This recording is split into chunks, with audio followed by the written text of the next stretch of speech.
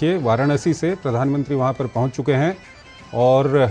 आज दिन भर प्रधानमंत्री का काफ़ी व्यस्त दौरा था। हम उत्तर पूर्व की बात कर रहे हैं, उत्तर पूर्व प्रधानमंत्री पहुंचे हुए थे और उसके बाद बंगाल का भी प्रधानमंत्री का दौरा था और अभी प्रधानमंत्री वाराणसी पहुंच चुके हैं।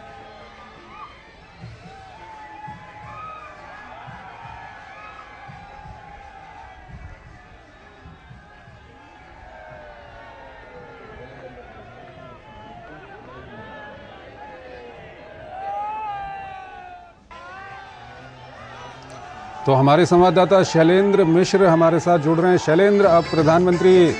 वाराणसी पहुंच चुके हैं उत्तर पूर्व का दौरा करने के बाद और उसके बाद प्रधानमंत्री बंगाल के दौरे पर थे। ये दौरा, अगर हम वाराणसी की बात करें, उत्तर प्रदेश की बात करें, कितना महत्वपूर्ण ये दौरा है? देखिए, अपने संसदीय क्षेत्र वाराणसी काशी के दौरे पर प्रधानमंत्री नरेंद्र मोदी आए हैं और हम जानते हैं कि कल आजमगढ़ में विकास परियोजनाओं की एक सौगात मिलने वाली है। उत्तर प्रदेश को एक बड़ी सौगात मिलने वाली है, लेकिन खास बात यह है आज के प्रधानमंत्री नरेंद्र मोदी के वाराणसी पहुंचने पर कि वो अपने संसदीय क्षेत्र में लोकसभा उम्मीदवार के तौर पर, जब बीजेपी ने जो पहली सूची 195 उम्मीदवारों की निकाली, उसके बाद हमने देखा कि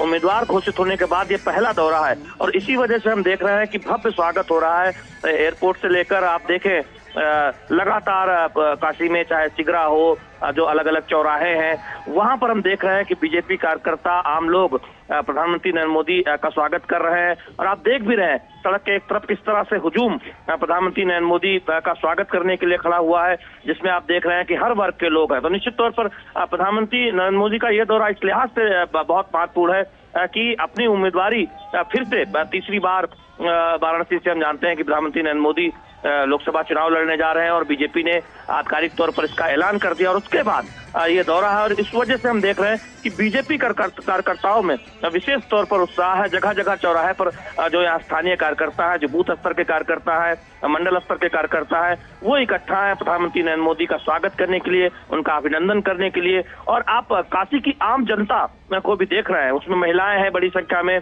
उसमें युवा हैं जो प्रधानमंत्री नरेंद्र मोदी का स्वागत करना चाहते हैं, उनका अभिनंदन करना चाहते हैं, उनकी अगवानी करना चाहते हैं। हमने देखा है काशी जब प्रधानमंत्री नरेंद्र मोदी आते हैं, उनकी कोशिश रहती है कि ज्यादा से ज्यादा एक तरह से लोगों से मुखातिब हों, उसके अलग अलग वो तरीके अपनाते हैं और ये हम देखते हैं कि आप अगर थोड़ी सी आवाज सुन पा रहे हो डीडी न्यूज के जरिए दर्शक, तो क्या उत्साह है लोगों में। एक विहंगम दृश्य है जहाँ प्रधानमंत्री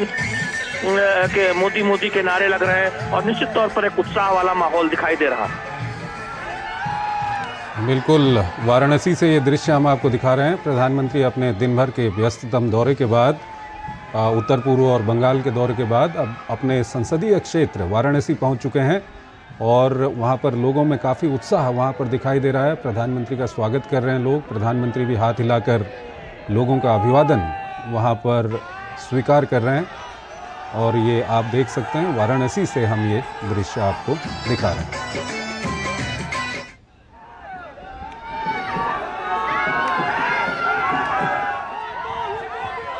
चंद्रशेखर, अगर मेरी आवाज आप तक आ रही हो, बिल्कुल शैलेंद्र, तो एक बहुत महत्वपूर्ण बात ये बताना चाहता हूँ कि देखिए कि मैं जब एयरपोर्ट से आ रहा था, आपने देखा कि जगह जगह पर कार्यक्रम एक तरह से बनाए गए हैं जहां पर बीजेपी कार्यकर्ता खड़े हुए नजर आ रहे थे और हमने जब बात की यहां बीजेपी के स्थानीय कार्यकर्ताओं से, तो उन्होंने कहा कि 40 से ज्यादा ऐसी जगह है जिस रास्ते से प्रधानमंत्री नरेंद्र मोदी का काफिला गुजर रहा है, वहां बीजेपी कार्यकर्ताओं ने स्वागत के लिए एक मंच बनाया हुआ है, तोरण द्वार बनाया हुआ है। उस तरह से ऐसा लग रहा है कि आज काशी प्रधानमंत्री नरेंद्र मोदी का विशेष तौर पर स्वागत करना चाहती है, क्योंकि उनकी उम्मीदवारी का ऐलान अब से कुछ दिन पहले, जब 29 फरवरी को हम जानते हैं कि बीजेपी की केंद्रीय चुनाव समिति की बैठक हुई थी और उसके बाद जब 195 उम्मीदवारों की सूची का ऐलान हुआ, प्रधानमंत्री नरेंद्र मोदी का फिर से तीसरी बार लोकसभा चुनाव लड़ने का बीजेपी उम्मीदवार के तौर पर ऐलान किया गया और उसके बाद ये पहला दौरा है, यानी बीजेपी के द्वारा उम्मीदवारी घोषित करने के बाद प्रधानमंत्री नरेंद्र मोदी का ये पहला दौरा है। तो ऐसे में ये विशेष उत्साह दिखाई दे रहा है यहाँ पर बीजेपी के कार्यकर्ताओं में और यही वजह है कि हम देख रहे हैं कि इस तरह से एक अभिनंदन कार्यक्रम जगह जगह पर बीजेपी कार्यकर्ताओं की तरफ से रखा गया है। और हम जानते हैं कि बीजेपी ने, प्रधानमंत्री नरेंद्र मोदी ने एक नारा दिया है, अब की बार 400 पार, यानी एनडीए 370, एनडीए 400 सीटों से ज्यादा और बीजेपी खुद अपने दम पर 370 सीटों से ज्यादा लाने की बात प्रधानमंत्री नरेंद्र मोदी ने कही है, जिससे कि जो अनुच्छेद 370 हटाया गया, श्यामा प्रसाद मुखर्जी ने जो सपना देखा था उनको एक श्रद्धांजलि देने की इसके जरिए बात कही गई है। और हम देख रहे हैं कि यहाँ पर जो बीजेपी कार्यकर्ता है वो लगातार इस बात की चर्चा कर रहे हैं कि 2014 और 2019 के मुकाबले इस बार प्रधानमंत्री नरेंद्र मोदी को और ज्यादा मतों से काशी की जनता जिताने वाली है। इस बात को लेकर लोग लगातार दावा कर रहे हैं और जो नारा है बीजेपी का कि एनडीए 400 पार, उसको हासिल करने में उत्तर प्रदेश कोई कोर कसर नहीं छोड़ेगा। और उत्तर प्रदेश में इसीलिए बीजेपी ने 80 की 80 सीटें जीतने का लक्ष्य इस बार रखा है, यानी 2014 से भी जो बेहतरीन प्रदर्शन बीजेपी करने की उम्मीद लगा रही है। और यही वजह है कि आप देखिए कि पूर्व से पश्चिम तक उत्तर प्रदेश में आप देखिए कि सहयोगियों को के साथ लिया गया है, की जोड़े गए हैं। आरएलडी जयंत चौधरी बीजेपी के साथ आए हैं, सुभाषवा फिर से बीजेपी के साथ आई है, प्रवीण निषाद और संजय निषाद की जो पार्टी है निषाद पार्टी वो पहले से ही बीजेपी के साथ है। अपना दल आप देखें कि यही पूर्वी उत्तर प्रदेश है जहां अपना दल के मिर्जापुर से सांसद हैं अनुप्रिया पटेल, वो पहले से ही बीजेपी के साथ है, केंद्र में मंत्री हैं। तो इस तरह से बीजेपी ने कोई कोर कसर नहीं छोड़ी है एक बड़ा गठबंधन बनाने में, बावजूद इसके कि उत्तर प्रदेश में बीजेपी की जड़ें बहुत गहरी है। लेकिन बीजेपी ये सुनिश्चित करना चाहती है कि उत्तर प्रदेश की 80 लोकसभा सीटें बीजेपी एनडीए के खाते में आए। यही वजह है कि एक रणनीति के साथ आगे बढ़ा जा रहा है। हमने देखा कि देश भर में बीजेपी के जो एनडीए का जो कुनबा है वो बढ़ रहा है। आप चंद्रशेखर देखें, आज ही कई दौरों की बातचीत के बाद आंध्र प्रदेश में फिर से चंद्रबाबू नायडू की एनडीए में वापसी हुई है। हम जानते हैं कि जब 2004 तक जो बीजेपी की सरकार अटल बिहारी वाजपेयी के नेतृत्व में चली थी, उसमें एक महत्वपूर्ण सहयोगी के तौर पर चंद्रबाबू नायडू को देखा जाता था, वो एनडीए के संयोजक भी रहे थे। फिर से वापसी हुई है। जन कल्याण पार्टी, जनसेना पार्टी जो है पवन कल्याण की, वो भी उस गठबंधन का हिस्सा बनी है। तो उत्तर से दक्षिण तक हम देख रहे हैं कि बीजेपी अपने सहयोगियों की संख्या बढ़ा रही है और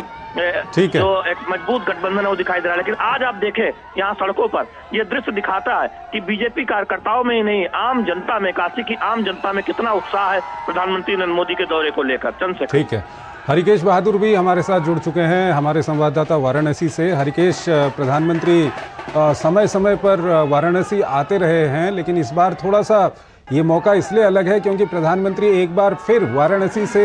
सांसद के उम्मीदवार के तौर पर उनकी घोषणा हो गई है। तो इस मौके को आप किस तरह से देखते हैं? क्या कुछ तैयारियां वहां पर हैं और प्रधानमंत्री के क्या कुछ कार्यक्रम हैं?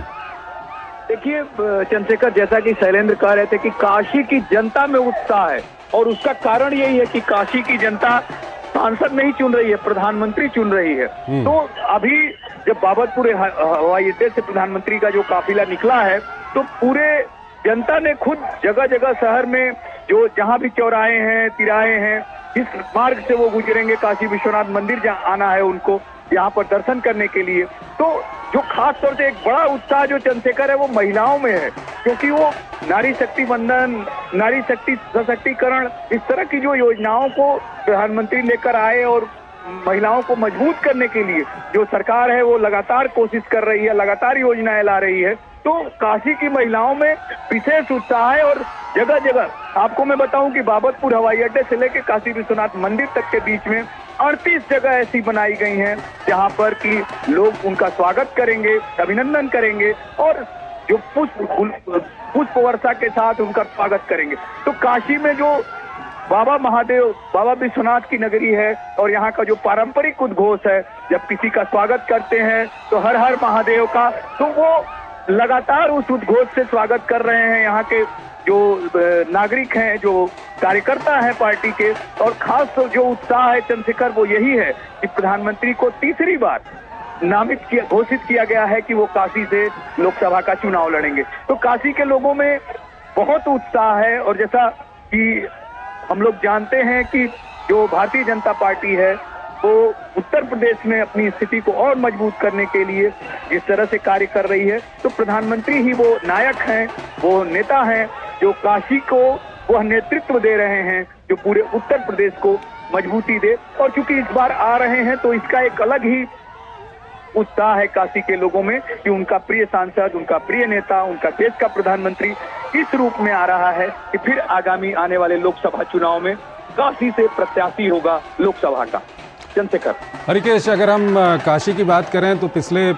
सालों में जो हमने काशी में अंतर देखा है, जो बदलाव देखा है, जो विकास की बयार वहाँ पर देखी है, चाहे वो आध्यात्मिक रूप से हो, आर्थिक रूप से हो या दूसरे किसी और पहलू से हो, अब जब प्रधानमंत्री को वहाँ पर तीसरी बार वहाँ के सांसद के उम्मीदवार के रूप में नामित किया गया है और लोगों में भी जिस तरह का उत्साह दिख रहा है, उसमें लोग क्या कुछ कहते हैं? तीसरी बार जब प्रधानमंत्री वहाँ के सांसद बनेंगे तो क्या कुछ लोग कहते हैं, किस दिशा में काशी जाने वाली है?